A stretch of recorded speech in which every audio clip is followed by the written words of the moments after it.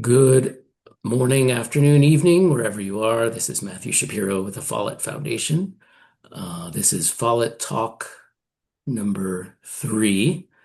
I am happy to introduce Jim Ruff, who is going to speak about wisdom councils and as wisdom councils connect to Follett's aspirations and ideas about democracy.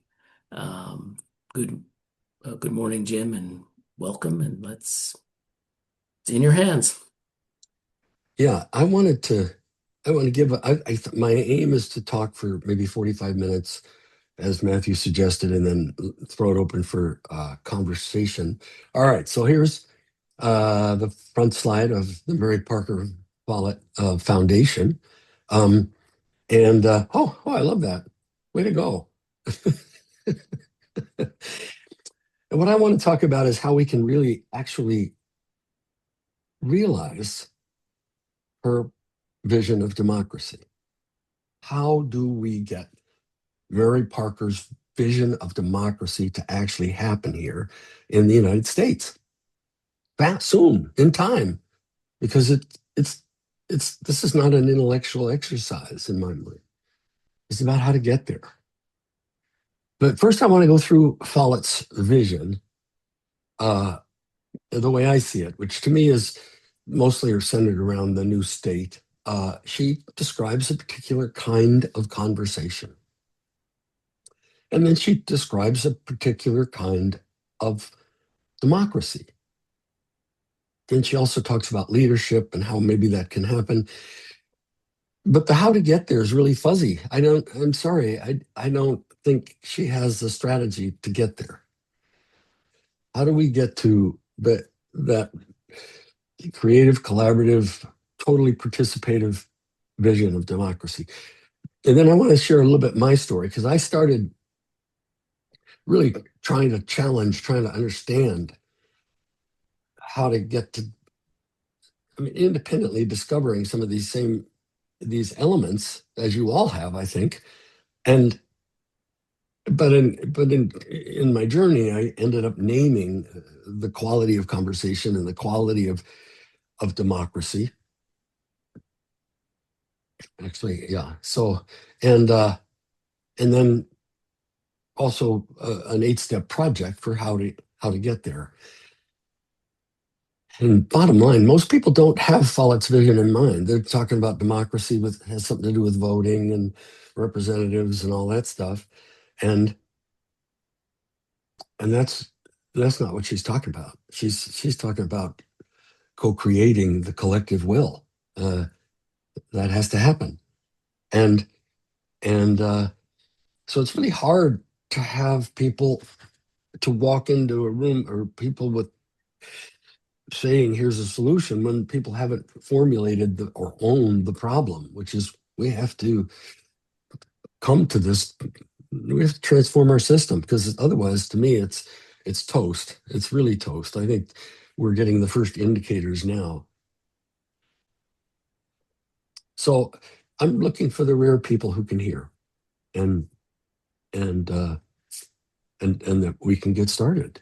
Have a working project to do that, and maybe the Mary Parker Follett Foundation can host that. I'm not sure, or maybe Braver Angels, or maybe Indivisible, or maybe Rotary, or maybe I mean, there's the prospect of how do we get this into being, and so that's kind of the angle that I'm coming from.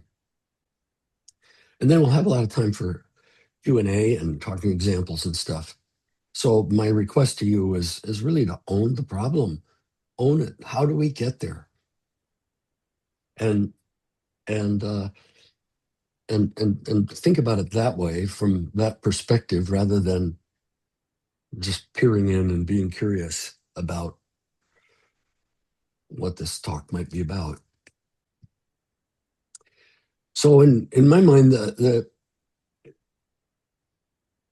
Mary Parker Follett, Mary, I don't know how to call her, Follett. She describes a real conversation. She describes some kind of conversation that is transformational. It's beyond. I'm going to ask you in a minute, what do we call that conversation? Um, Is it democracy? I mean, is it the discussion? Is it, can you call it discussion? No. She's at one point, I think she calls it genuine discussion or something. And there's always a preface before the word, but discussion, dialogue, she calls it one time dialogue too. And this is what people do. They throw words at it, but it's not, those words have meaning and they're not that. So we want to preserve the quality. She's the best conversation. She's the best person to talk about that conversation. And I'll give some quotes in a minute, but and then she does the same thing with democracy. Beautiful. We're not in a democracy. We have never been. We don't have the slightest idea, she says. But then the ways to get there are what? Education, practicing, leadership, and then there's this. We're stuck in the system. So getting there is a bitch because we're in a system already. There's representatives. How do we? And of course, in her times, she didn't have broadcast media even, let alone the web or I mean, so so she was really limited in how she could even think about getting to real democracy among the 300 million people. Anyway, I have a story I want to tell about my life that where certain bits and pieces got added. I stumbled onto a name that I call choice creating for the quality of conversation that I later discovered in Mary Parker Follett and her talking about it. And then there's a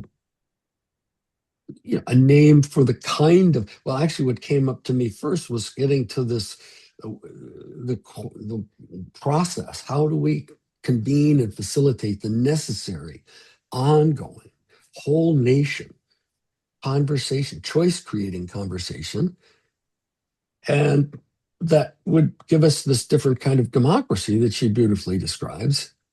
And I'm calling it wise democracy because the damn term democracy is already taken. She's right. It's just democracy, but that term is already in people's minds and they think it means voting and representatives and partisan battles and political parties and stuff like that. Uh, Debate, that kind of thing. That's not what she's talking about. She's not talking about debate, dialogue, discussion, deliberation. She's talking about something else. It's transformational. Okay, that popped ahead. That's good. I think that's what I want. Okay, so some of her quotes on conversation, and I'll just read them, and you maybe know them already, or some of them. There's lots of them. She's beautifully talks about it. She says, "I go to a committee meeting in order that all together we may create a group idea, an idea which will be better than any one of our ideas alone. Moreover, which will be better than all of our ideas when we add them together." Yes, she's talking about a creative process. And she says, unity, not uniformity, must be our aim. We attain unity only through variety. Newsflash. This is huge. You can't get unity. Everybody wants to talk about agreement. And she uses the word sometimes. I want to scream. It's not agreement, it's unity that we're after. And you got to get there. You need people with differences of opinion in order to have breakthroughs so that we can. That's how we get to unity. That's how we get to we the people. That's how the founders actually did it, in my mind, 250 years ago. They got to unity of, okay, we can criticize how the pool of people they're talking about and that sort of thing, but it was pretty brilliant that I think we had a guy named George Washington didn't want to be king. Thank you. Don't want to go back to my farm. And he basically facilitated, I believe. So anyway, differences must be integrated, not annihilated, nor absorbed. We're not, the whole word decision making is about differences being annihilated cut away. The D means away, scission means cut. So that word doesn't work either for, for what we're necessarily trying to do here. We need a process of thinking, which we're calling choice creating, co-creating the choice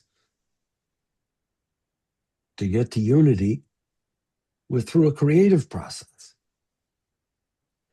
Now, the unification of thought, however, is only a part of the social process. We must consider, besides the unification of feeling, affection, emotion, desire, aspiration, all that we are. Yes, the quality of conversation is not just in the head. It's about how is there, I mean, when we each enter into the conversation in our full selves, we are necessarily transformed. And the collective is necessarily transformed. When the conditions for collective thinking are more or less fulfilled, then the expansion of life will begin. This is I mean, to me, this is so beautiful. It's like we haven't started living yet because we're in a system that denies that possibility. Our system is not only destroying the planet, but it's destroying our people. How do we begin the expansion of life? Well, it begins with the quality of thinking and a quality of conversation that, and this is the magic sauce, that we can facilitate. It's about facilitation. I mean, the word leadership's a little confusing, I think. It's about facilitating. This word, I'm not sure the word was even available to her at the time, but she had in mind the essence of what needs to happen. And then she talks about democracy. The very essence and substance of democracy is the creating. It's a creative process. We don't have a creative process in our system, what we call democracy. It doesn't exist. It's just this agreeing, disagreeing, battling process, debate. The ideal for the founders was rational debate. That's not what we need. And we can't even get to that. So Mary Parker Follett was the voice. I mean, she's when I discovered her, it's like I just was running around the house screaming for joy, literally. My God, this woman is. Where else is it? I can't find anybody else talking about this. So, okay, the creating the collective will. Without this activity, the forms of democracy are useless, and the aims of democracy are always unfulfilled. So, okay, and our legislators are supposed to enact the will of the people. Our courts are supposed to declare the will of the people. Our executive to voice the will of the people. A will surrounding men like a nimbus, apparently from their births on, but there is no will of the people. And this is huge. I mean, we have been living on that once created, I believe from at the founding, there was a will of the people at the founding, and there was a leaderships of like, Washington and Jefferson and Madison, whatever, that somehow held it together. And everyone knew at that time that we had to have everybody. That's the collective action problem. We had to have everybody. Now, of course, they didn't even start thinking about slaves or women or non-property people, whatever, but they had a system for their brief moment where they knew they had to have everybody in the conversation, and it had to be creative and collaborative. But they left us with a system where this creative having to have everybody on board is not part of our system. It's not there. We're just we're just stuck with voting. We add up the numbers and then we say that was the decision and that's the will of the people. I'm sorry, that's not what we're talking about. And then she says, there is no will of the people. Beautiful. and then loyalty to a collective will, which we have not created and of which we are therefore not an integral part, is slavery. That's, I mean, she's pointing to how degrading our system is. Okay, I don't want to pay. This is a rare group that I can talk about this, but of course it's better than autocracy. But we're living in the matrix where we pretend that there's only two systems: autocracy and fake democracy, what we call democracy that isn't. So how do we get there? How can the people co-create the collective will? Well, here's some hints, okay? Mary Parker, the Follett quality of conversation. Is it discussion? No, that has a meaning. That's where we have an agree, disagree process that goes back and forth. People, that's what we got. Is it dialogue? No, no group conclusions come out of that. Is it deliberation where we use rational and weighing the options? Well, if you listen to political science, that's what they say we're needing. But that's not it either. Is it debate? And the founders were thinking rational debate would be perfect. Is it decision making, cutting away? That's what decision making means. We stay in this world of non-facility of control, and we cut away the weak, cut away the poor, cut away the homeless, cut away the feelings, cut away we cut away. That's what decision means. Now that MPF form of democracy, where we co-create the collective will, also needs a name, an identity. And the conversation needs a name and identity. I guess I skipped that part. So that's why I think it's important to have and choice creating. I think that actually works. It's a great. It's if you try and use decision making, which everybody uses, it's the words themselves mean something different than what we're pointing at. If you choice creating is to co-create the choice, and the word choice actually has more of the feelings in it. You don't decide on which person to marry. It's choice to get married. It's a it's it's a richer word about it. The roots mean to taste, not to cut away. So I think choice creating works as the word for the conversation. And then the Follett's form of democracy, where we co-create the collective will, also needs a name and an identity. And so, okay, I've chosen wise democracy because you could say real democracy, but there's no wisdom in it. What we're talking about is a level of wisdom that is needed for us at the collective level. I mean, you can have all the wise people in the world be in our current system, and we're not going to get collective wisdom from that.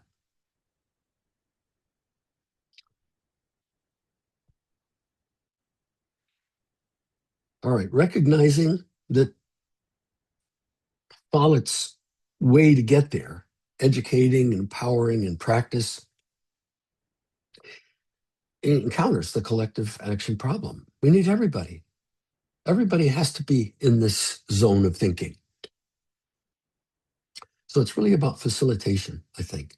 Recognize that facilitation is a holistic model of change where when you facilitate a meeting, for instance, everybody in the room now is in this higher quality of thinking.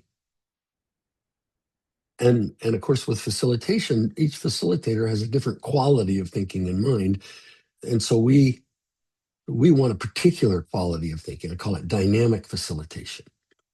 I guess I didn't put that in the slides, but to me, that's giving a name to the quality of facilitation so that it goes for choice creating and not just for rational problem solving or something. So recognize that facilitation is a holistic model of change beyond top down, bottom up. People tend to think there's only top down, bottom up. Well, we're kind of screwed here.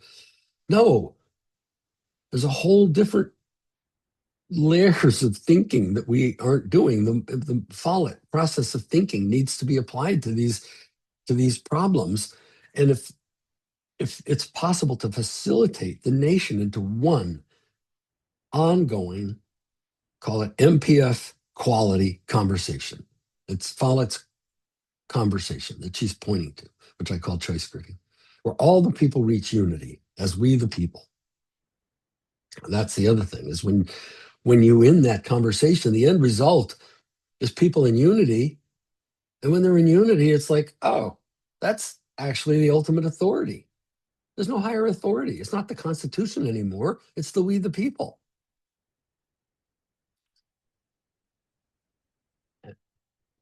All right. So I've followed around in this, in this story too. I mean, I started, I cut it really short, of course. Um, I started with an interest in solving impossible to solve problems. It seemed to me that if creativity actually exists for humans, why why isn't it showing up in our politics? Why isn't it showing up in our collective thinking? It's not there. The Israelis and the Palestinians are going to continue to look at their past to figure out what to do. They're not. There's no. There's no collective creative thinking, which has to happen. And it goes on for the U.S. in every regard. And I ended up on every year I would go to the Creative Problem Solving Institute, and I was on the faculty for 10 years or so there.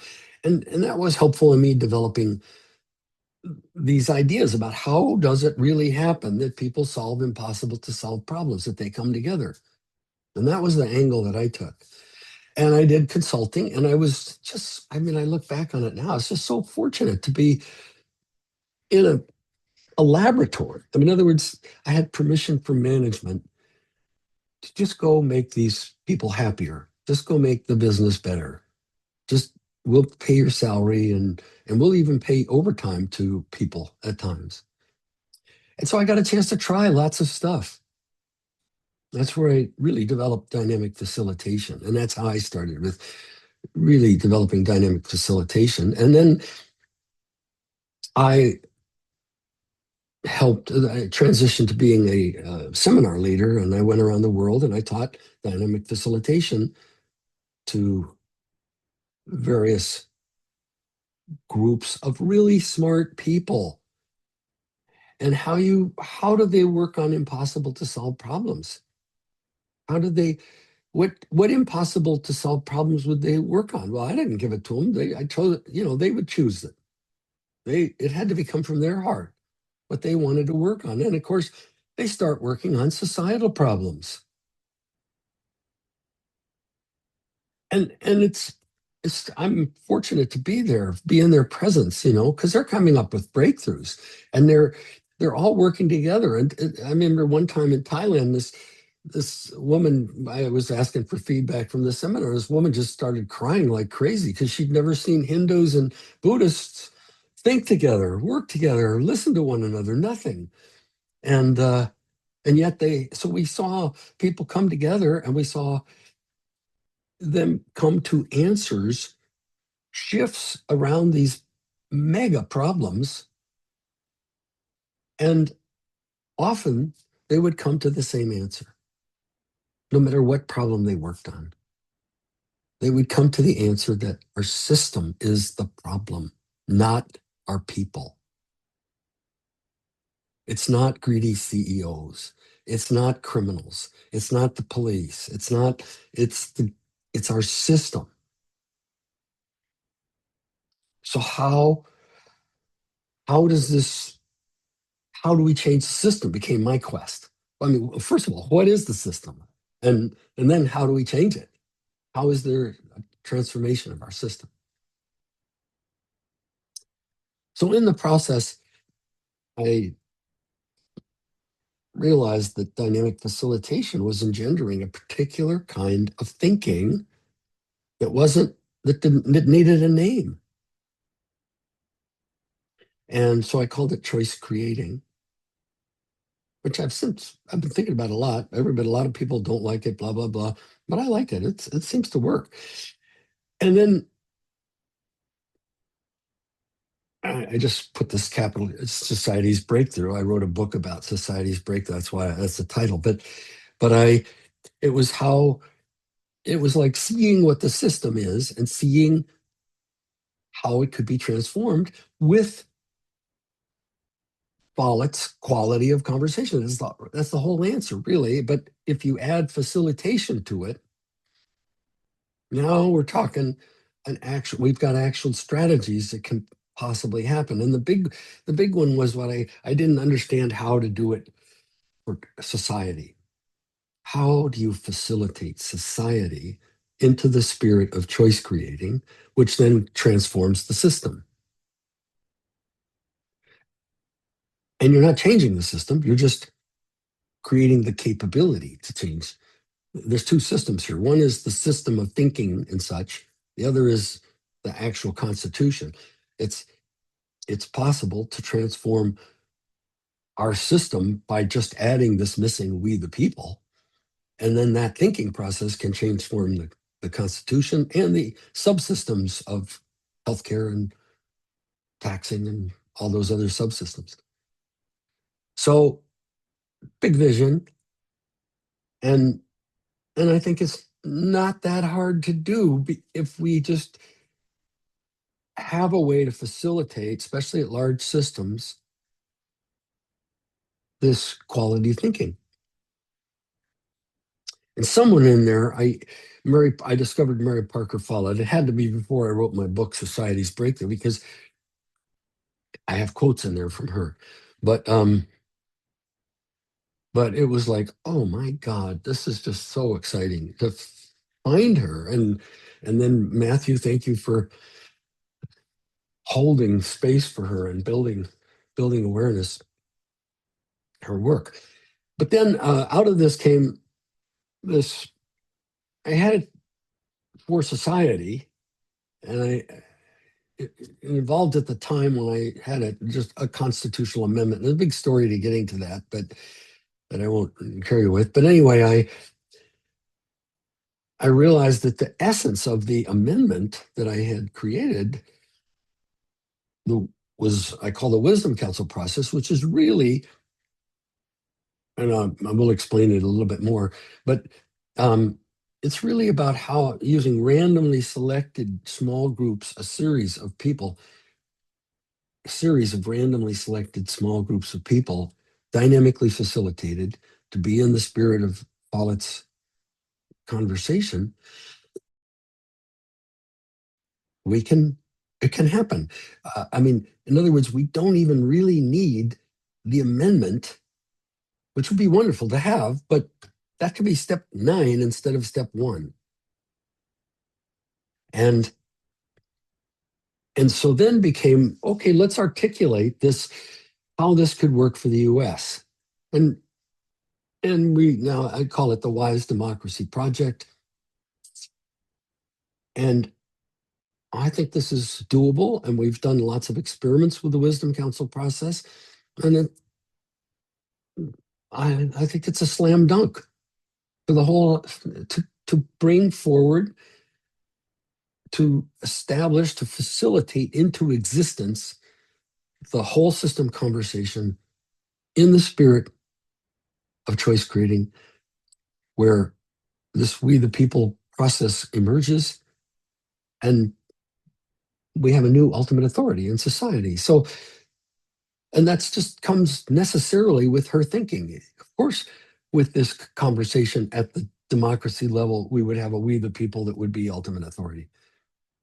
So, okay, so that's my story about it. And so basically, I'm adding bits to just a name to what she described as the form and a name to her view of real democracy, and a process that, in addition to education and and going out into your local meetings and trying to be that kind of person in the local meeting and to educate people to be those kind of that use that kind of thinking, and then to have the leadership that could help us be that kind of thinking. But all that's local, and you end up stuck in representative meetings at the it's eventually up to representatives that have their own meetings, and they're doing discussion and argument and bitter partisan wrangling, and special interests are still in charge, and blah blah blah, all that. This system smothers our vision, in my view, without this other process. So okay, I guess who can't read this because I got this. Oh, there, I got it. In the dynamic facilitation seminars, participation seminars practice the skills by seeking to solve huge societal issues. And they came up with answers. And in 1993, many of the breakthrough insights of these smart people came together into a holistic solution, that what I call a holition, that if you and I do this simple step, 8 steps, well, that that transforms national society. Oh, and by the way, we can do those same 8 steps globally. This is possible at the global level too, to facilitate that. And the magic sauce here is facilitation. In other words, it just takes, we don't have to educate everybody in the room. You just facilitate in a certain way, and the group goes to its highest level instead of its lowest common denominator. The group experiences the best of each of us, and the group is changed. There's a new we. There is a we. That we become a we, and each of us is in a new life. It's a new. It's a new way of hang. It's a new way of hanging out together. So let's see. How do I do this then? Yeah. Okay. Well, that's my book that I wrote in 2002, and at the time I thought it had to be a constitutional amendment. So I published the book, self-published the book, and co-founded the Center for Wise Democracy with my wife and someone else. And at the same time, at the time I thought a U.S. constitutional amendment was needed to establish a legitimate we the people. Oh, you and I can just, if somehow we can facilitate everybody into one conversation that reaches unity, well then we can just do it. Nobody needs to give us permission. So it's it's exhilarating. It's so this is what comes back to. I mean, I've been presenting this since 93, and it's really, I can count. I mean, people can't hear. It's really difficult for people to hear, and one of the big reasons is because people don't own the problem. They own pieces of it, or they own what they're doing. Or but if we can help, I mean, that's my quest, to have you, as we talk about this, own that it's really possible. How do we get Mary Parker Follett's vision of democracy into place here in the US? And and then there's this potential of saying, as I'm talking here, oh, yippee, there might be a way here. I need to study it more, but gosh, maybe there's a possible way this can happen. Thank you for my putting up with my wrangling here. All right. And so here are the pieces of the Wise Democracy Project. That picture on the side was when I first had the idea, I took it up to the high school, and some high school kid drew a picture of it. So I thought I've kept that all along. And but basically, the Wise Democracy Project, I'll just describe it. And Zachary and I gave a talk on it recently.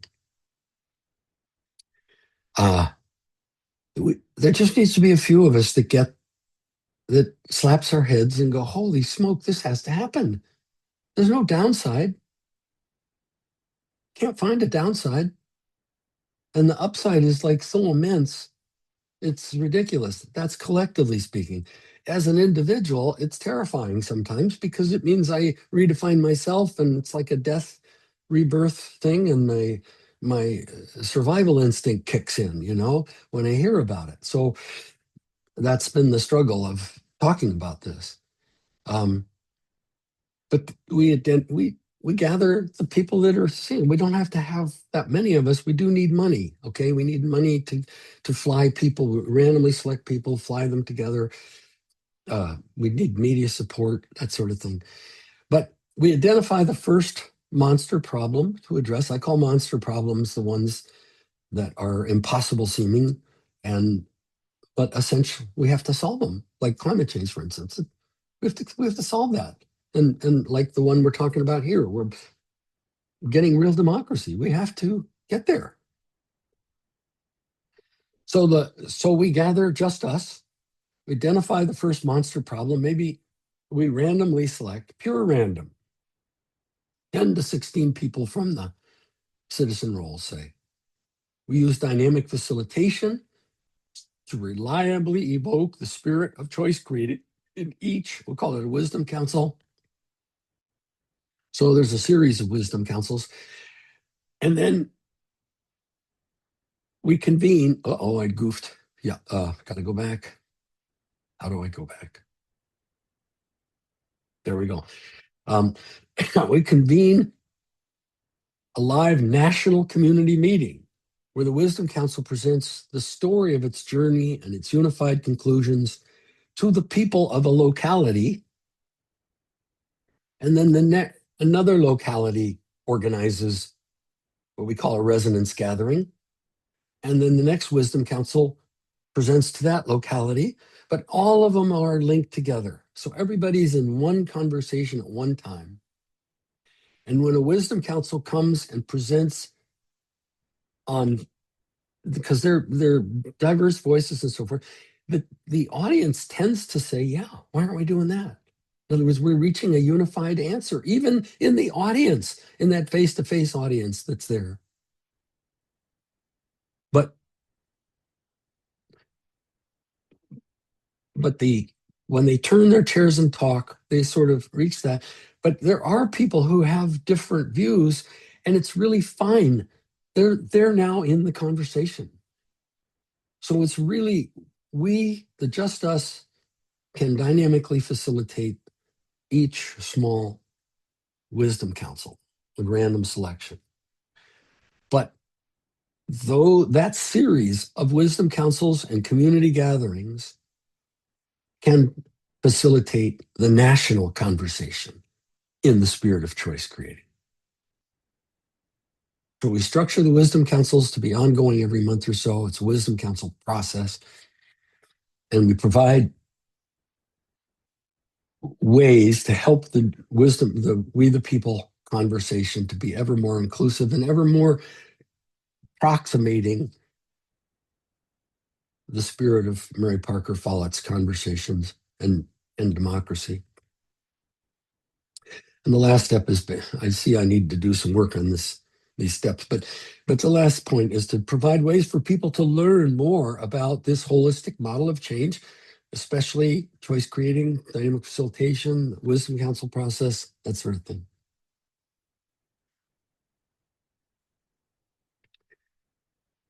Okay, now we've done some experiments with this. It works. In fact, 2 states of Austria have adopted it into their constitutions. We know it works.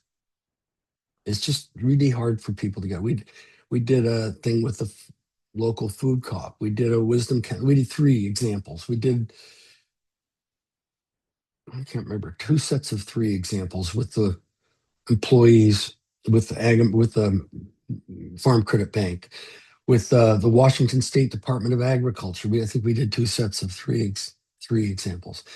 In Mauthausen, Austria, which is the location of the largest concentration camp, Nazi concentration.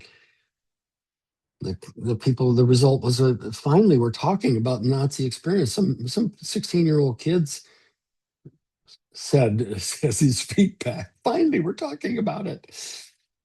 I've lived here all my life and we've never talked about this. Um, in Bregenz, Austria, they had a citywide project that they generated citizen involvement and excitement about. Actually, I don't think it ever happened. I apologize for that. Victoria, British Columbia. I've got a. Oh, this is Victoria actually. In that one of the wisdom councils, we did three of them there, and the group that organized that were the exciting part. They had meetings every Saturday for like 6 months getting ready, and they had so much fun in those meetings. They had this was the Just Us group. So okay, and this is from an article about the Nazi experience, and this upper left-hand corner, this kid here was in the Wisdom Council, one of the Wisdom Councils in Victoria, and he got so excited he ran for mayor. He didn't get it, I think. And this lower left example is that's on the left is Manfred Hellriegel, and he's the guy that brought this work to Austria. Really powerful person. And got it into the amendment, as an amendment in the Constitution there, actually. Okay, and then well, I just come back. I just maybe open it for question and answers, and we can finish this page later. Um, oh yeah, the very essence and substance of democracy is the creating of the collective will. And then the good news is the collective will can be facilitated into being at the national level in the next 2 to 3 years using the Wisdom Council process. I think that's my conclusions, and I'm going to come back to here's what you can do part after the question and answer. So I just stop the share and come back to you. Great. Thank you, Jim. I have a bunch of questions. Well, I'll start with one. So you've responded to Follett. You read Follett and you said, here's my response. Have you thought about how she would respond to your response? The circular response, as she calls it. What would Yeah. she say to you in response to some of what you're proposing? Have you thought through that? I mean, I have some ideas about how she would, but I do too. I don't want, I overestimate what people are going to say all the time. I think I thought everybody was going to go, yippee. This is great. They're going to buy 10 copies of my book. They're going to distribute them to everybody. I mean, why else? There's no downside. This has to happen. Um, I didn't understand. There's a lot I didn't understand, and I've been working on it forever. Why do people look for the exits when I start talking? But I want to say, I think Mary Parker is the one person who could go, oh God, there's a way to do this. I mean, I think it's her Quaker. I think the Quakers are the closest. They have what you call meetings for worship for business. They talk about reaching unity. So I believe, gave her a platform on which she can amazing way of trying to talk and in groups and come to answers that she's imagining can be just brought forward. hmm. There's a book called Democracy and the Quaker Process, written Oh, in okay, 1950 something. I have it on my shelf. I'll send it to you cool. later. I'll send you the. Okay, thanks. Yeah. But anyway, my standard answer is that she'd be so excited that she'd just jump for joy. And yet I have this worry that, again, that what happens is that the survival instinct kicks in and people get frizzy and look for the exits. So yeah, I think she'd be pumped. Well, I'll make one comment that I think she might make, and I'll leave it to others to ask the next question or whatever. But so we talk about the mega issues. I think a lot of now the new state doesn't have a lot of anecdotes in it, but creative experience and dynamic administration or other books are packed with anecdotes from her examples of what she was talking about at the not the mega level, but the micro level. And she might say that the only way people actually appreciate and understand the idea of democracy as we're talking about it is by experiencing it, and they experience it at the what she would call the motor level, which is how do we, like, let's say it's just a block outside my house. We have a speeding issue here. Cars speed through. It's not a mega societal issue. It's an issue right here. And to the people on the block, it might seem impossible and intractable, and thus presents a perfect opportunity for learning how to create a will in common. And by enabling or of supporting or facilitating experiences of co-creation at the micro level, only in that way, in the home, in the neighborhood, in the school, um, simple, little, what we would call little issues that get ignored and delegated up to bosses to deal with, then we can finally learn how to learn what it is we're capable of and have faith that it can be done at the state level, at the national level, at the global level, as Follett ended her book, this world vision sort of. Um, but it would has to be have to be grown organically. And that experience has to be fostered and facilitated everywhere. And then without the because if we just skip to, and I'm sure you've heard of citizen assemblies, with the random Sure. selection concept. Yep. My question I always go back to Follett's use of the word vicarious. Vicarious democracy can't be a vicarious experience if a fraction. This is what I want to ask to all the proponents of citizen juries and citizen assemblies. If a tiny fraction of these randomly selected people are the ones experiencing, and I think we all know, I mean, by now we've learned that, yes, if you get a willing group of people together in a room and facilitate it well, amazing things can happen. The question is, why would they want to be there? Do they even see the need to be there? And that is, of course, the glaring like thing in our society. We don't no need. We have a fine system. Don't question the founders. Okay. So anyway, yeah. So I mean, that's why focusing on the building the cultural capacity and the personal capacity for this process has always been my focus, and personally, and it's frustrating because it's the one that takes generations to do, and the fruits won't be there till maybe after I die. But I think methodologies and models, I've worked on those too.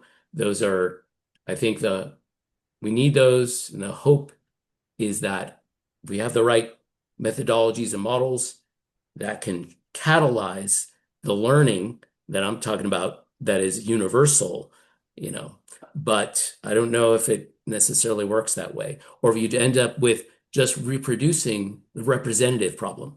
Well, now instead of having a representative of representatives of representatives, we have committees who have experienced this powerful co-creation interacting at another level of committee bigger that has experienced co-creation, and somehow what 10 people can do in a room can be done with 500 or 5,000 or 5 million. And that, yeah, so, but does that just repeat the representative problem as opposed to figuring out how to get 300 million or 3 billion experiencing personally what it means to co-create? So I'll stop there. Thoughts? Well, yeah, I mean, of course, I've done a lot of that. Uh, I mean, that's a model of change that I would love to, I would love it if it could work. I don't see it working for many, many reasons. One of I mean, in, I've done seminars, where people 4 day and 3 day seminars where people walk out of the room pumped, absolutely pumped about, oh my God, this is a new color. I think now with a new color. I we can all do this. This is so easy. This is so, we call it problem solving jazz, is one of the words that people said. It's so exhilarating. They go back into their life and the system is there. It's there. They don't, they don't, they can't fight it. It's just, it's everything you do, everything around you, how you vote. You, you go into local community meetings. There aren't people that are leading this new kind of thing, and you're kind of stuck with the collective action problem. You go to the lowest common denominator in these meetings. You have to have everybody. And yeah, when you assemble Quakers, for instance, you've got everybody. When you assemble random people, pure random people, you get Looney Tunes, you get psychotic people, you get crazies. And then, of course, we elect these crazies, we've determined. I mean, this is another thing. Those are the leaders that we're dealing with. I think it's a marvelous image, and I expected it to be true when I was doing the seminars. I expected I expected it to be true when we did the Wisdom Council process in the school, in the bank, in the food co-op, in the whatever. I expect people to go, holy shit, this is what we need to keep doing. This is awesome. They don't get that. They don't see process.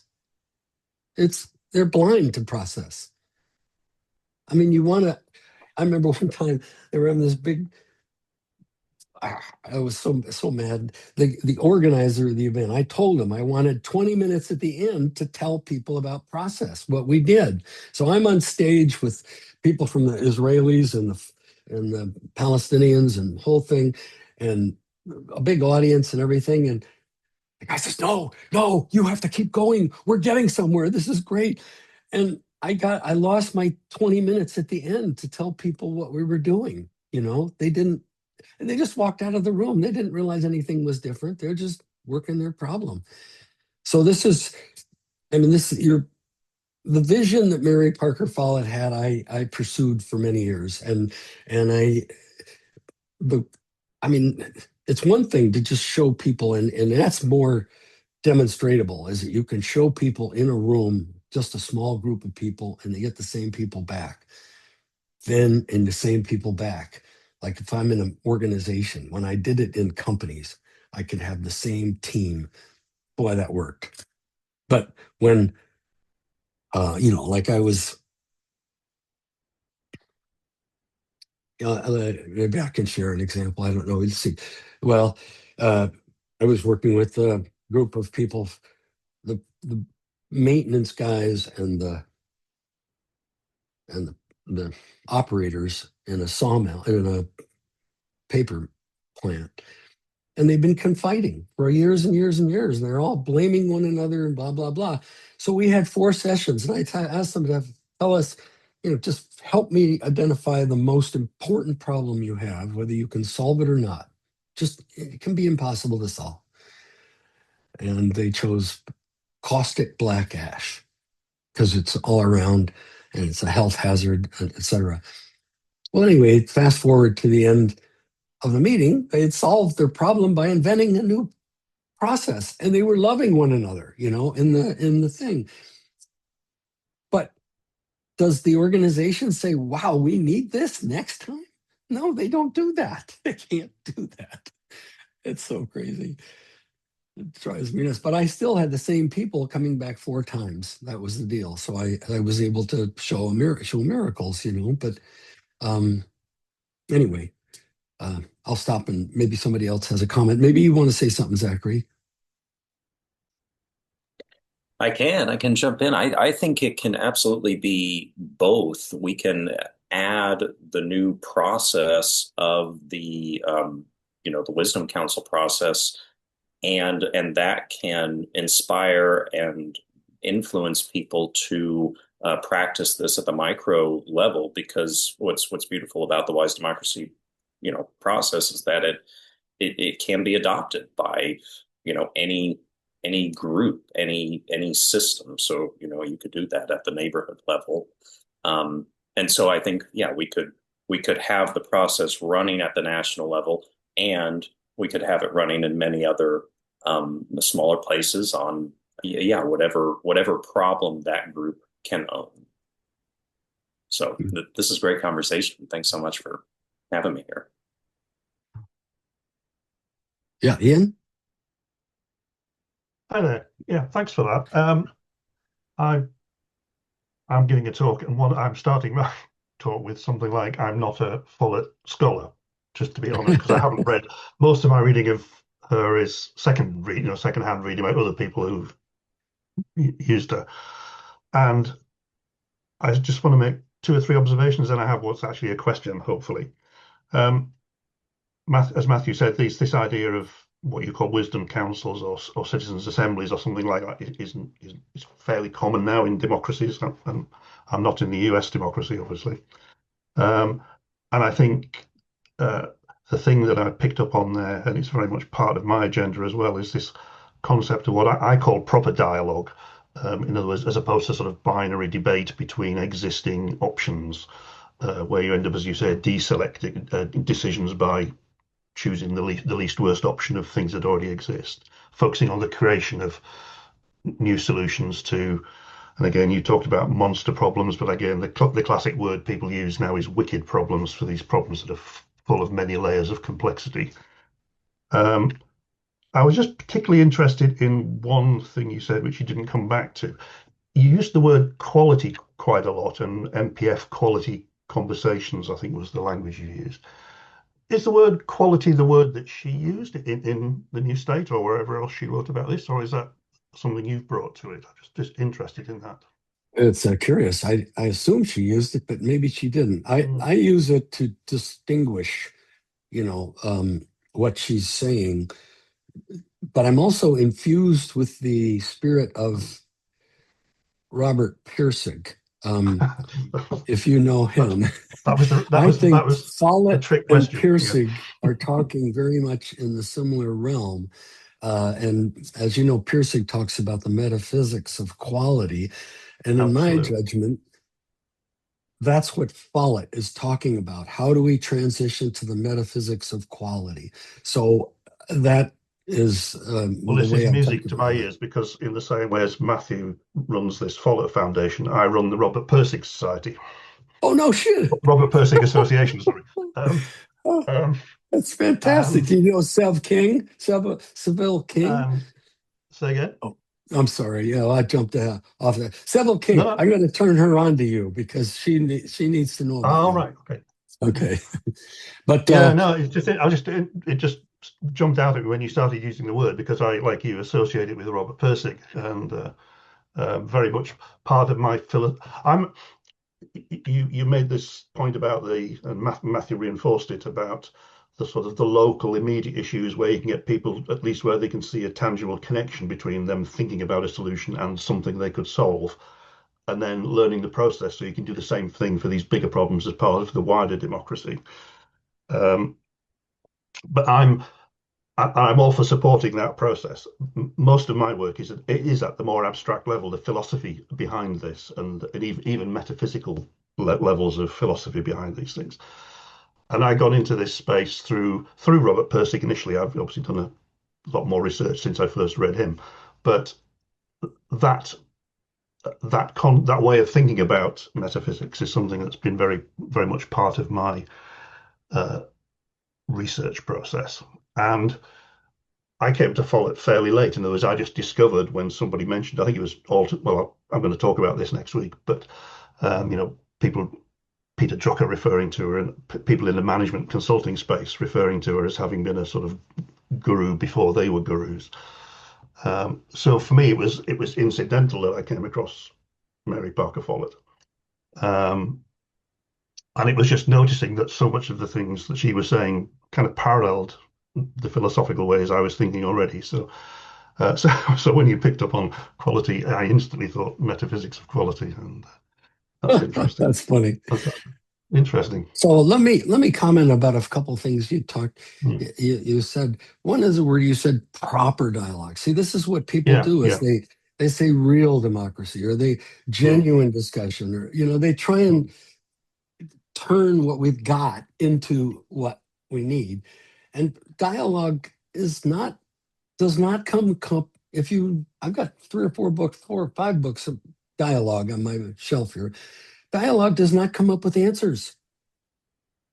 So you can get rid of Well, that. that's why it's got to be qualified by the proper, hasn't it? Yes.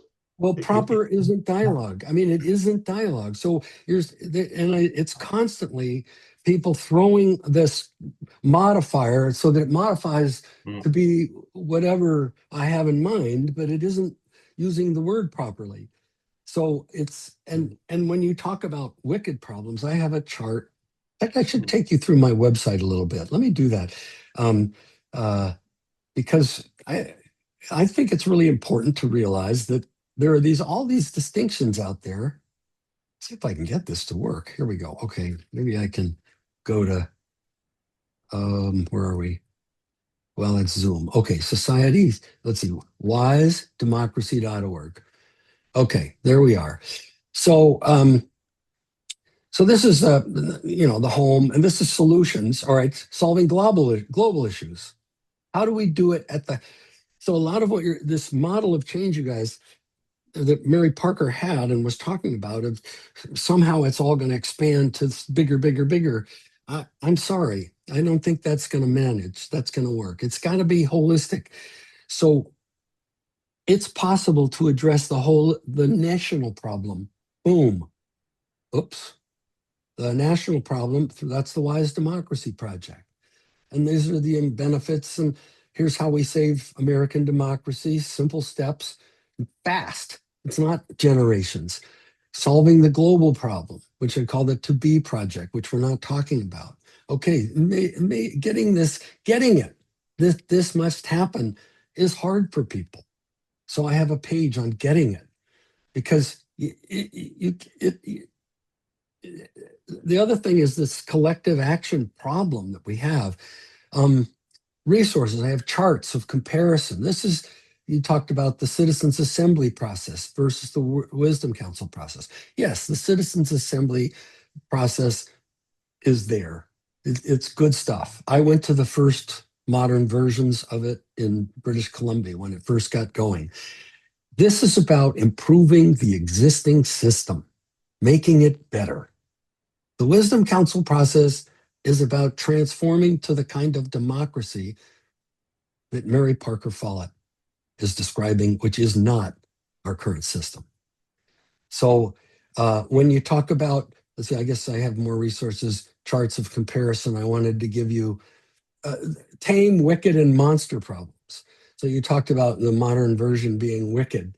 No, I'm talking tame is one thing, wicked is another, and monsters, or what I used to call dragon problems, are a heartfelt, messy, impossible seeming issues that we don't even look at. We don't look at them because we think they're impossible to solve.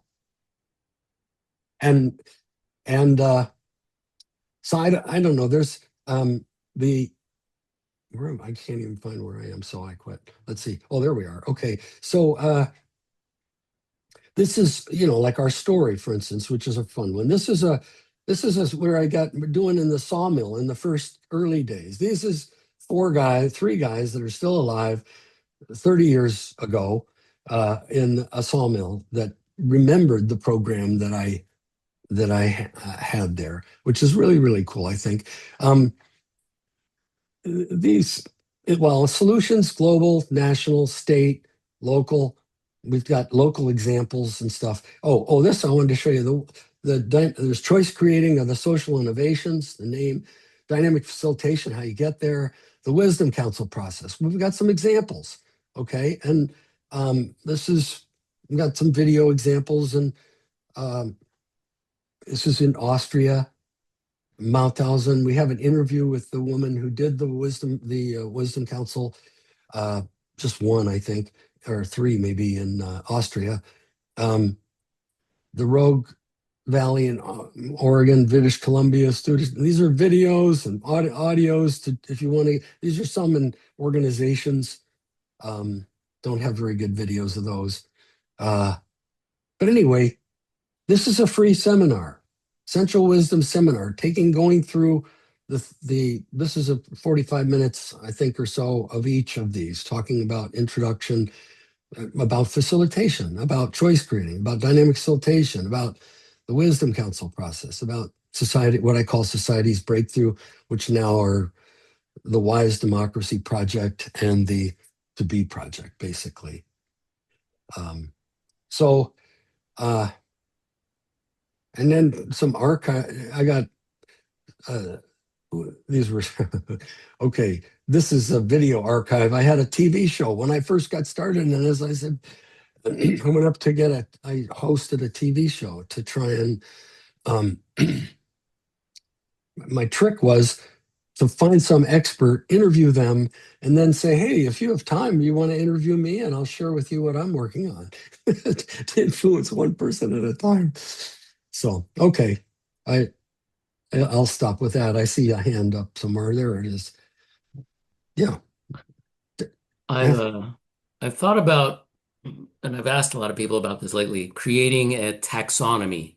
As you know, there are dozens, hundreds of models, methodologies on group interaction that have been created and practiced around the world. And I thought how useful it might be to create a framework that allows, and it hasn't been done yet. There's been little attempts made to compare and contrast, and it would include, contexts and track record and the fundamental assumptions going into it so that a person could meaningfully, because in this attention economy, there's everybody's throwing their methodologies and models out there, and you're like, this is the best thing in the world, and you need to do it. And but is it great for this? Is it great for that? Does it cover everything, et cetera, et cetera? But I wanted to share a little framework I've just been putting together. Uh, let's see. There we go. I call it the nestedness of Mm, um, so tool because people use these terms too interchangeably, tools, mm, methodologies. Um, this is a debatable structure, but so tools and techniques are things that are used in, they're all over they're the like a little step you might take. We're going to do sticky dot voting. That's not really a methodology. It's a little tool. Zoom is a tool. We're using it to, do methodologies and put those into a context. So it's a structured process for accomplishing something.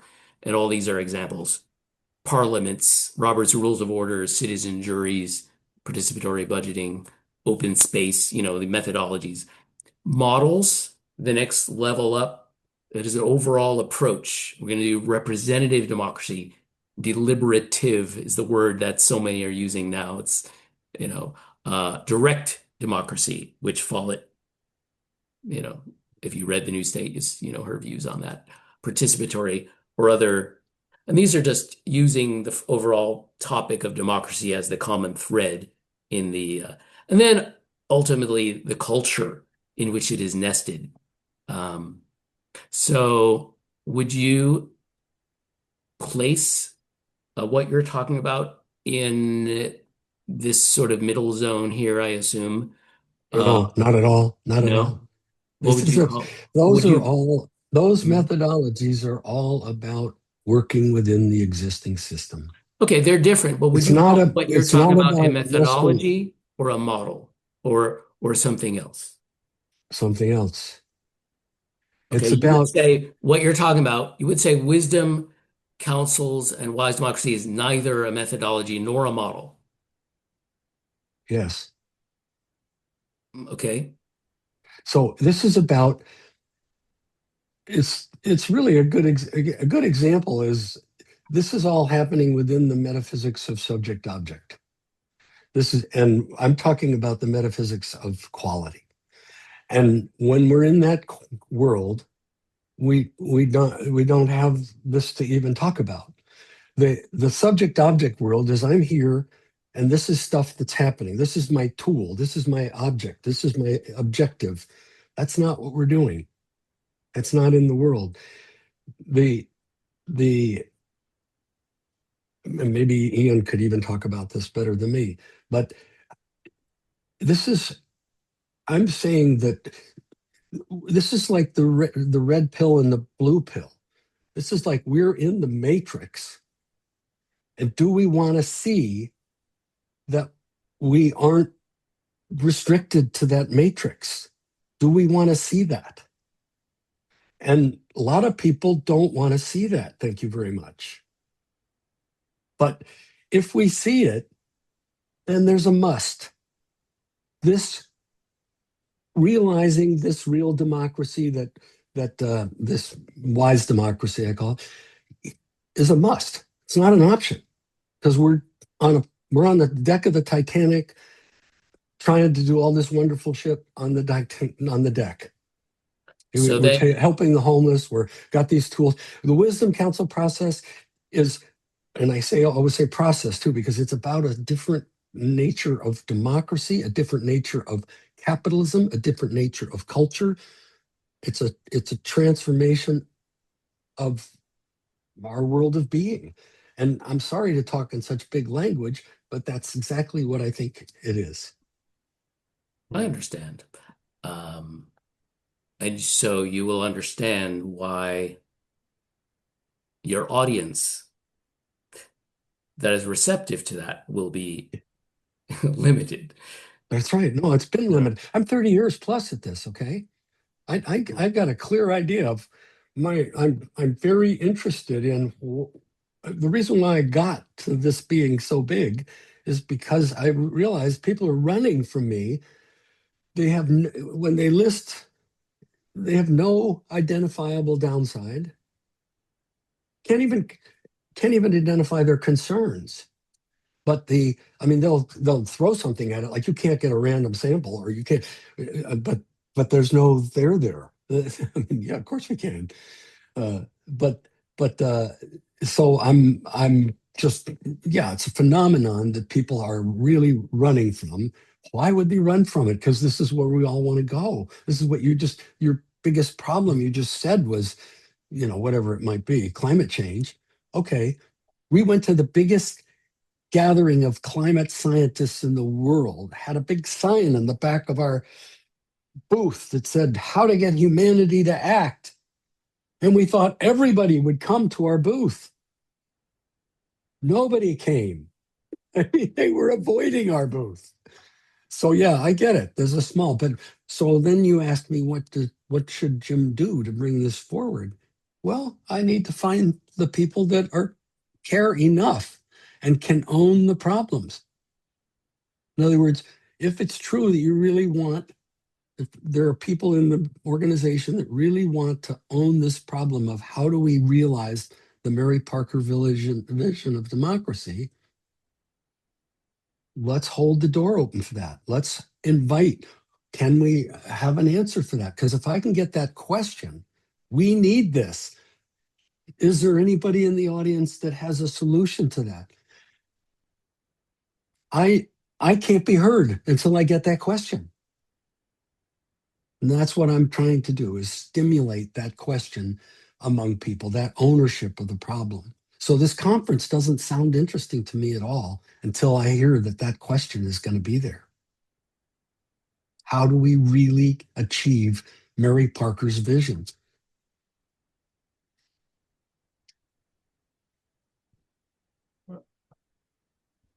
I was going to respond to something that Matthew said there. We've moved on a little bit, but are we talking about a model or a framework and a taxonomy and that kind of thing? And in fact, my day job for many years was actually creating taxonomies for businesses. And the project that I've ended up with all of this research, where Follett is a contribution to it rather than the focus of it, um, I've been calling an ecosystem for the right kind of thinking, the kind of thinking that leads us towards the right conversations, towards shared understanding, so that we can then have a collective decision rather than choosing between existing decisions. So the word I've been using again, it's become a cliche very fast, but I've been thinking of it as a thinking ecosystem in which all these other different models that may apply to different contexts would all fit, and it very much around a process model, a quality model. But anyway, I just thought I'd throw that in there. Um, Yeah, and I rebel against the word decision too, because it implies a mm, quality of thinking that already that we don't want in the room, really. I mean, it's okay to have it. It's okay 97% of the time to do decision making, but what we're talking is about a third, just a little 3% of the time where we need to step aside and become real, become human, and that the word there is choice. yeah. In terms So of the choice that becoming, you've created as part of the conversation process. Yeah. Yes, yes. Thank you, Ian. when you said becoming human, it reminded me of something that is important to keep in mind from Follett's. We talk about the will of the people, so we need to find a way to create that will. We also need to find a way to create the people, because you said the common will doesn't exist. Paul would also say the people don't exist either, and That's right.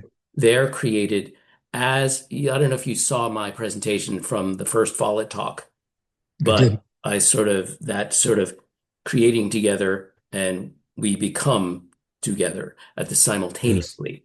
So Yes. community is created in the creation of the common will. And so when we say we the people, we have to question. Yeah, she was and also in my notes here about the founding fathers of the US, even among them there was a wide divergence of view on the subject of democracy and what we might call it. Jefferson advocated that every generation re-examine the Constitution for itself and if needed, if they deem necessary, reauthor it as fit. And every 20 years, he specified, he said, well, I roughly every 20 years. And because, quote from Jefferson, dead men have no rights. Don't worship us or our creation. We were just the founders of that time. Madison vehemently disagreed. Madison did not trust that the rabble could take on such responsibility. And he said, if every generation were encouraged to have, say, a constitutional convention and reevaluate the whole thing for themselves, they would lose reverence for it and it would be subject to the whims of the moment. And so so I always remind people, we're the founders of today. Let's not put too much, worry too much about what Jefferson and Madison argued about. And in a way, Madison was wrong in the sense that we have no we have no choice. If we want to take the responsibility and, as you say, own the problem, we have to be willing to and able to. We can't reauthor the our own organizing document. That's ridiculous. But today, it's unthinkable in America that for us to do that because we would tear ourselves apart. You know, let me build on that, yeah, yeah. Matthew, because what this Wise Democracy Project sets in motion basically an ongoing constitutional convention Mhm. where the Constitution isn't the ultimate authority anymore. It's where the we the people conversation is the authority. And the nature of the conversation, when Jefferson said every 19 years we need to have a new rethink this because people are that's when the demographics transitions so that more people are alive that weren't part of it. So then that's why it needs to transition. So he's imagining there's this ability to assure the choice creating conversation that they luckily had when George Washington was there. To have that conversation is a bitch. It requires some real, it doesn't just miraculously appear. When you gather people, you go to the lowest common denominator way more than you go to the highest common denominator. So it's the caliber of the conversations that's the key piece. And if you can facilitate that conversation to be of this high caliber, now we've got we can take random people from the blue team, the red team, the totally stuck people, the psychotic people, whatever, and we can go to the highest common denominator, and we can do it like on a monthly basis with resonance. Because the other thing about the nature of choice creating is it is resonant. It isn't a subject object thing. It's a metaphysics of quality thing where anybody who's watching this goes, yeah, this is great. Why aren't we doing this? Or they get wired and say, wait a minute, they're forgetting this, and they want to be in the conversation. So I'm just saying that to me, it isn't about the once in a while we get a new constitution. It's about we continue this thinking process so that there's a we the people. Yes, we probably create these documents, but they're secondary. The real measure is we the people conversation, and that is possible to facilitate. There is not in the new state, but in another, I think it's in her creative experience, she actually says the UK has a better or England has a better system than the US as far as I that, think because so. it's an ever evolving series of laws as opposed to a. On the other hand, she also said, the world doesn't need treaties. A world community does not need treaties. It needs a constitution. So it sounds like she's contradicting herself. But what she meant, it was two different contexts. She was saying that if we're a world society, the only way then we have to actually act like a world society and not a confederation of, these little negotiated agreements on little pieces, but that we actually have to act like it. And thus we would have a constitution. But then her thought about her other comment was, yeah, very interesting. So. But that's what we don't need. I mean, like maybe we need a global constitution. I don't know, but we need that ongoing we the people, the global we the people. That's it can be done holistically. In other words, you and I can do that.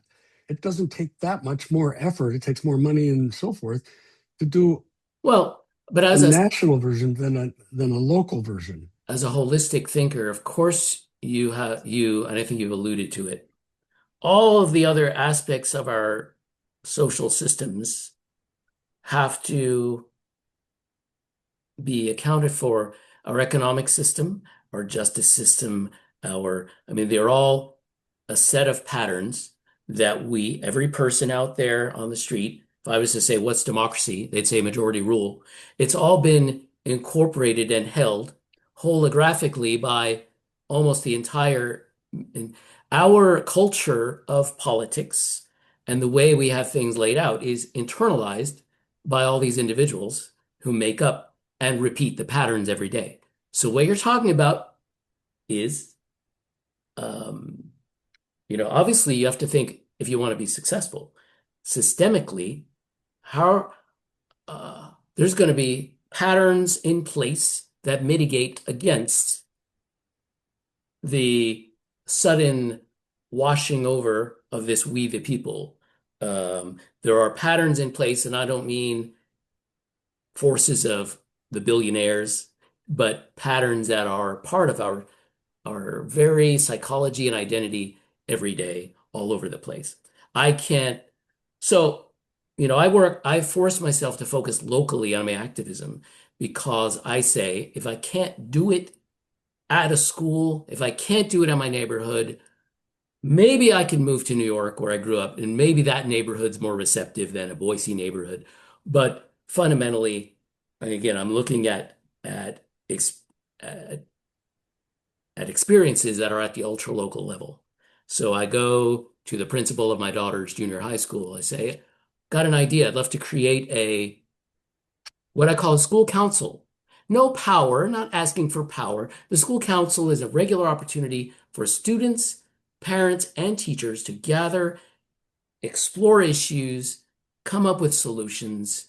Um, and it's totally, and we would make it, think about all the ways that it can't work and think about how to overcome those. What do you think?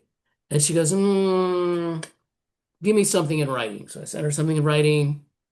You know what? She says, I think we have great communication channels. We don't need something like this. So the paradigms of what a community is, how to foster co-creation, just aren't even there. Not even at the ultra local level. I went to my neighborhood association board, which I used to be on many years ago. Lots of experience. They needed board members. So I went and I said, I'm willing to be on the board again. I have more time now. And my priority, what I'd really like to see is more dialogue in the community because we don't have any sort of regular opportunities for that.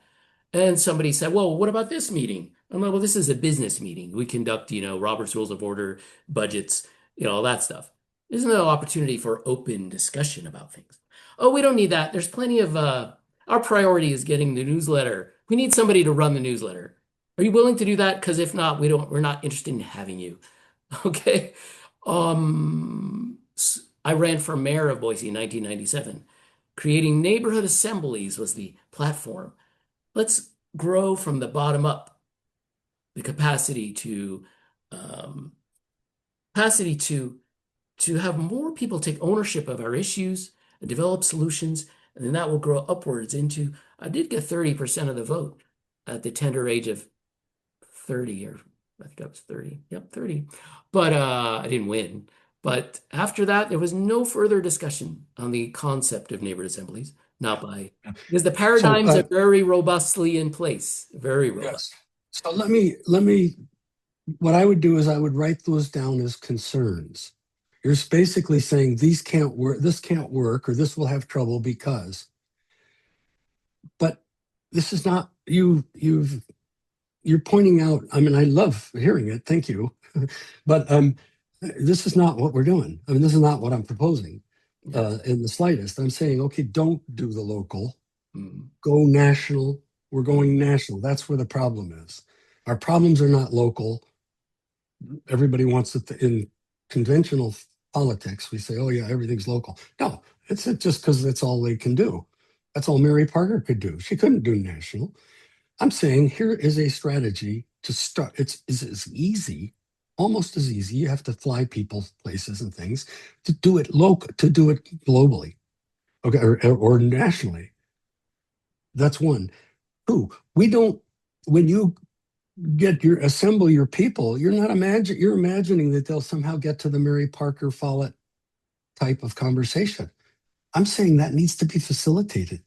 That there's a particular kind of facilitation that I developed that can work. I mean, maybe there's other things too. I'm sure there are. Um, Three, I've lost my mind here. But we don't need anybody's permission. This is not a selling thing. I don't need to sell this to somebody, to the mayor, to the thing. We don't need anybody's permission to do this. I just need to find just us, a few people who slap their heads and say, holy shit, this has to happen. And we need to raise money and get media support and just start. We don't need the amendment that I thought we needed at the beginning. That will happen, actually, I think, but it'll happen last. So I'm really not challenged by. I'm saying yes. What you just described is exactly what happens in normal life, but it's not what we're talking about here in this presentation. This presentation is about how we can overcome all those difficulties and just do it. And that's why I'm asking people to own the problem rather than the pieces of it. We don't need anybody's permission to start this thing. So but we do need a big we need big thinkers. We need people that can hold on to the prospect of you and me and a few others, this small group, transforming global society to be in the nature of what Mary Parker Follett is pointing at. I don't think she has a way to get there, but I think there is a way now with the help of Perry. I'm anxious to hear your thoughts. But anyway, with the help, we also have new inventions like broadcast media and social media and so forth like that. Perry, go, please. But you're going to have to unmute yourself. Thank you, Jim. I haven't said anything before because I had about 78 questions and I didn't know which one to ask.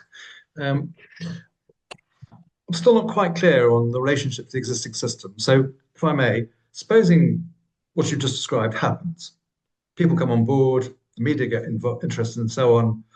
Lots of people come together and hold wisdom councils. What happens to that in relation to the existing system? Does the existing system just fall over? What happens? Okay, perfect. I'm going to share my screen again and give you my picture of that. God, where is it? Hugh, where'd you go? Oh, I want to draw this. Can't see it. Oh, I'm sorry. I want to draw on this picture thing. Okay, look, I can't do it. I can't find it, so I'll just tell you. Yes. All right. 3 possible systems: the triangle, the box, and the circle. Now, right now, the matrix that we live in is this green box. We think there's only 2 systems. There's the dear leader autocracy, which is in danger of happening. And there's the constitutional republic. And it was a miracle that we made this transformation to the constitutional republic. And now, but this is limited. This can't work. This box system can't work because it structures, well, some of the reasons we've already talked about.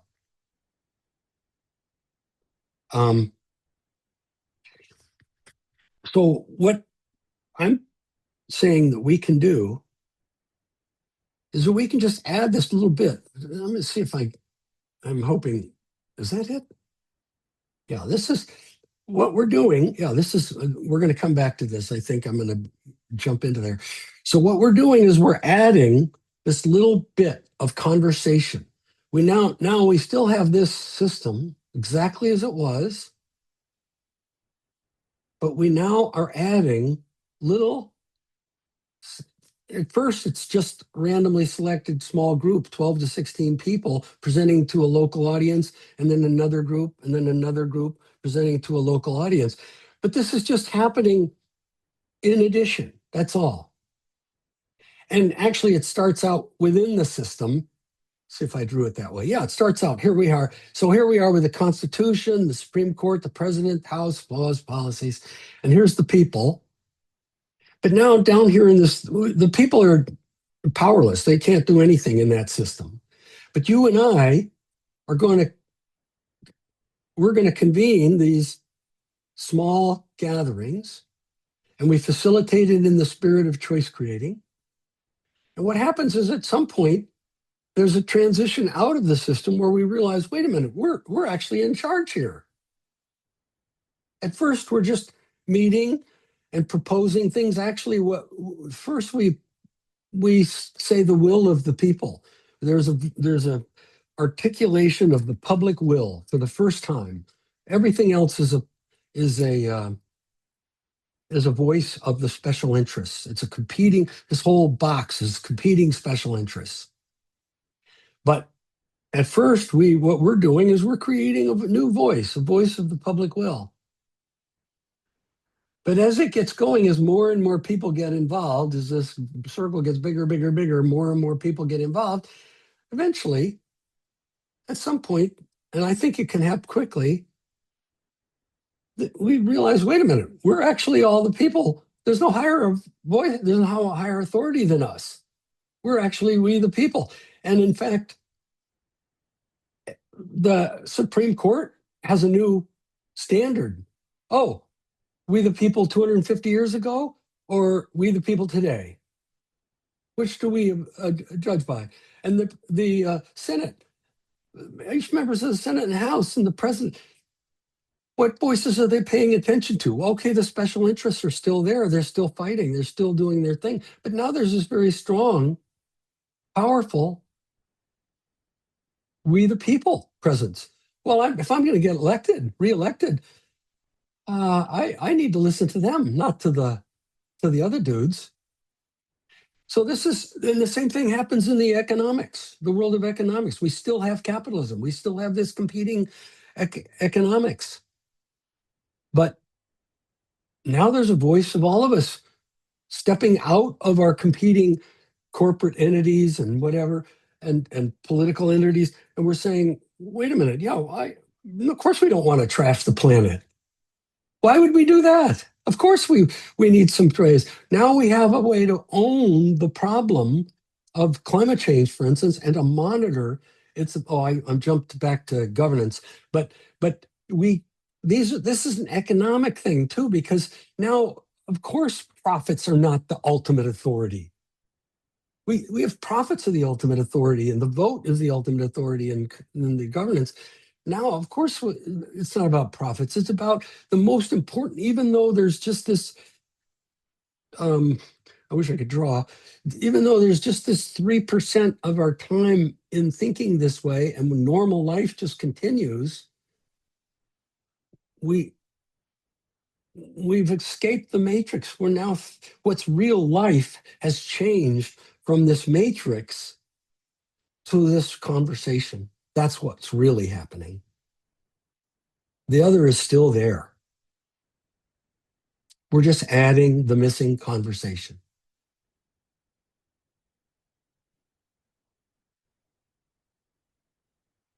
So would you agree with Matthew? Follett's statement that we don't need new institutions, we need better processes? Something like that. Nice. Yeah, nice. Perry, talk to me. Where are you?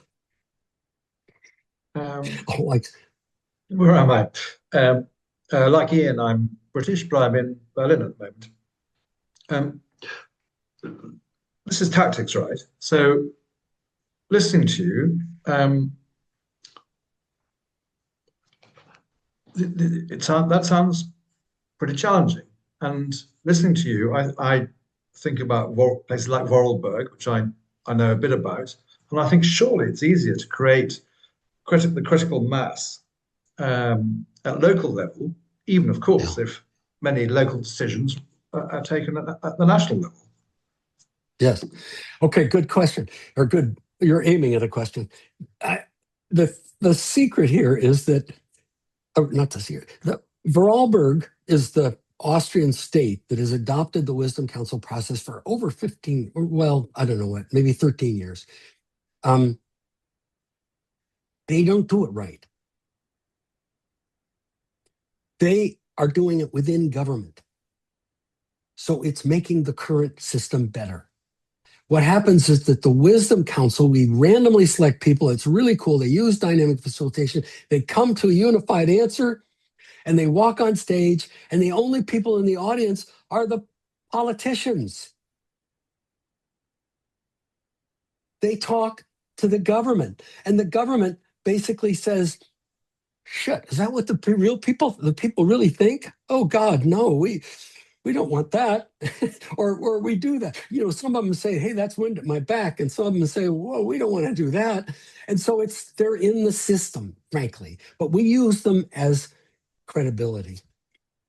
The fact that they adopted it into the Constitution, but don't do it quite right, and do better things. They do some things that are even better than I had imagined. So that's cool too. One of the things they do that's way cool is that the issue, they've provided for the issue to be chosen by the citizens.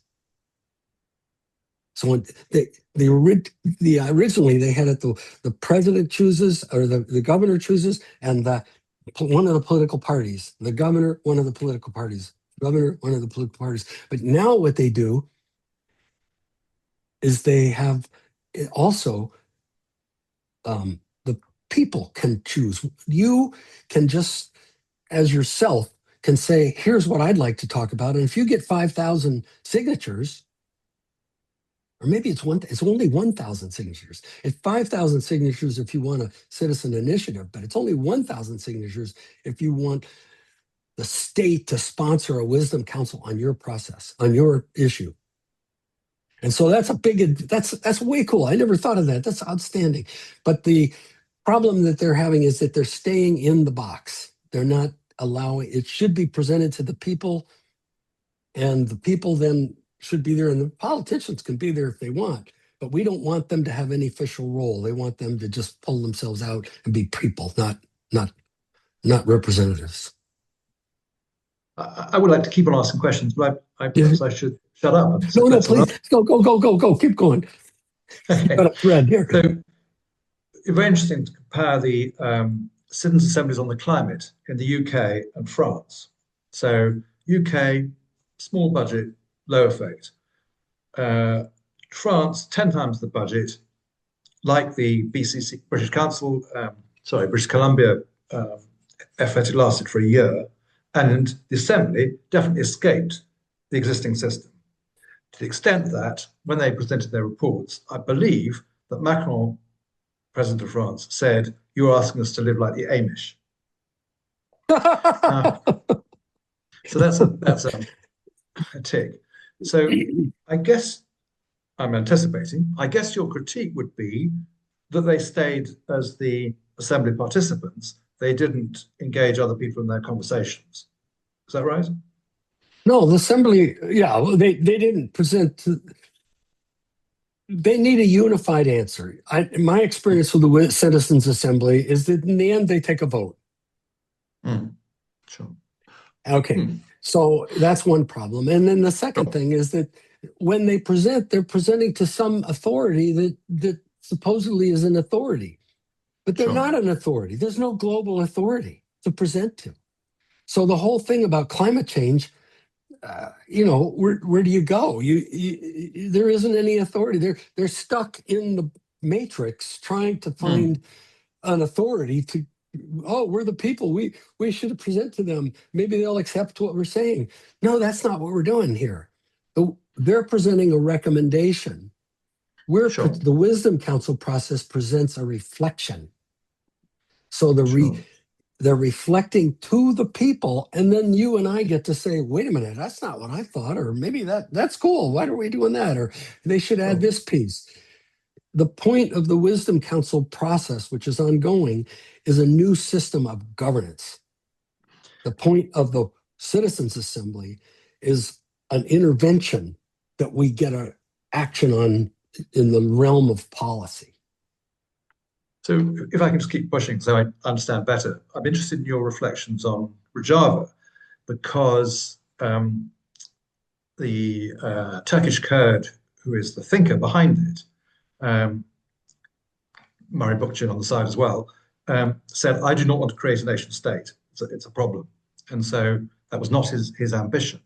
And as I understand Rojava, it was very difficult for me because I'm sort of trapped within the ways of thinking of a Western system, representative system. Somehow power does flow from the grassroots up.